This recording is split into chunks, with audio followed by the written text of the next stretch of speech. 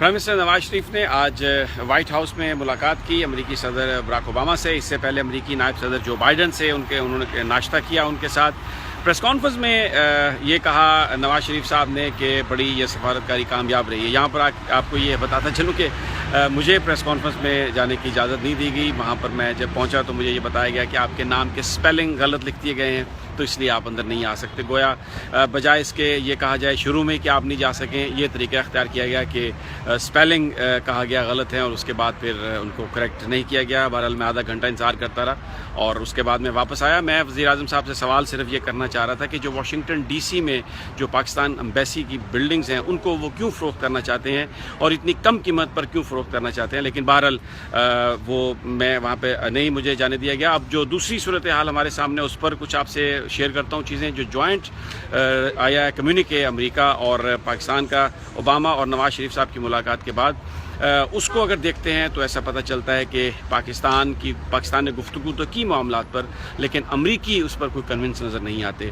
آج تک ابھی تک جو ڈوزیئر راہ کی مداخلت جو پاکستان میں اس کے حوالے سے جو دیے گئے جان کیری صاحب کو امریکہ ان کو اکنالج نہیں کر رہا. اکنالج اس لیے نہیں کر رہا کہ اگر وہ یہ اکنالج کرے کہ ڈوزیئر مل گئے ہیں تو پھر اس پر سوال کیا جائے گا کہ امریکہ اس کے بارے میں کیا کہتا ہے. اور وزیر اعظم نواز شریف کیونکہ موجود ہیں تو شاید وہ وزیر اعظم کو اس حوالے سے امبیرس نہیں کرنا چاہتے کیونکہ وہ اس بات کو تسلیم نہیں کرتے. پرائیویٹ کنورسیشنز میں امریکی حکام ہمیں یہ بتاتے ہیں کہ وہ بھارت کو اس سارے معاملے میں درست سمجھتے ہیں. پھر جو جوائنٹ کمیونیکے ہے اس میں لشکر طیبہ, اس میں حقانی گروپ کے حوالے سے وہ جو ڈو مور والی بات تھی وہ بالکل بڑی شدت سے کہی گئی ہے کہ آپ یہ باتیں کہ پاکستان کے اندر پاکستان کی حکومت کو یہ چیزیں کرنے کی ضرورت ہے.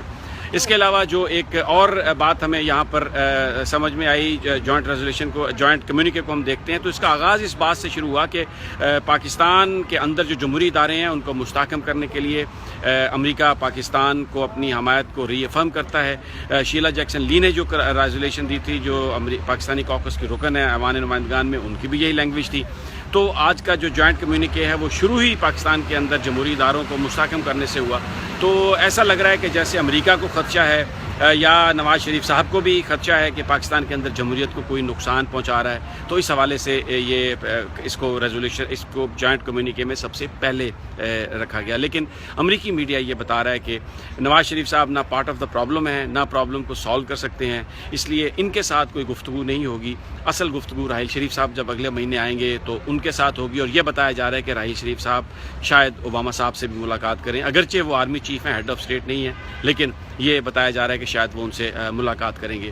ایک بات یہ بھی سمجھ میں آتی ہے کہ ملٹری نے بھی سویلین سے اپنے آپ کو علیحدہ کیا ہے. زرداری صاحب کے زمانے میں جب اسٹریٹجک ڈائلاگ شروع ہوا تھا تو اس وقت پاکستان کا جو ڈیلیگیشن تھا اس میں کیانی بھی تھے جنرل اور اس میں شاہ محمود قریشی بھی تھے. لیکن ابھی آپ دیکھیں وزیر اعظم کے آنے سے پہلے یہاں پر جنرل رضوان آئے آئی ایس اے کے سربراہ, وہ واپس چلے گئے مل کے, اور پھر اگلے مہینے جنرل راحیل شریف صاحب آئیں گے. تو اصل جو سیکیورٹی ریلیٹڈ معاملات ہیں, جو نیوکلیئر معاملات ہیں, جو اہم معاملات ہیں, ان کے ساتھ امریکہ ابھی بھی کمفرٹیبل ہے پاکستان کی فوج سے ڈیل کرنے کے لیے. لیکن بہرحال نواز شریف صاحب اسے اپنی کامیاب سفارتکاری سمجھتے ہیں.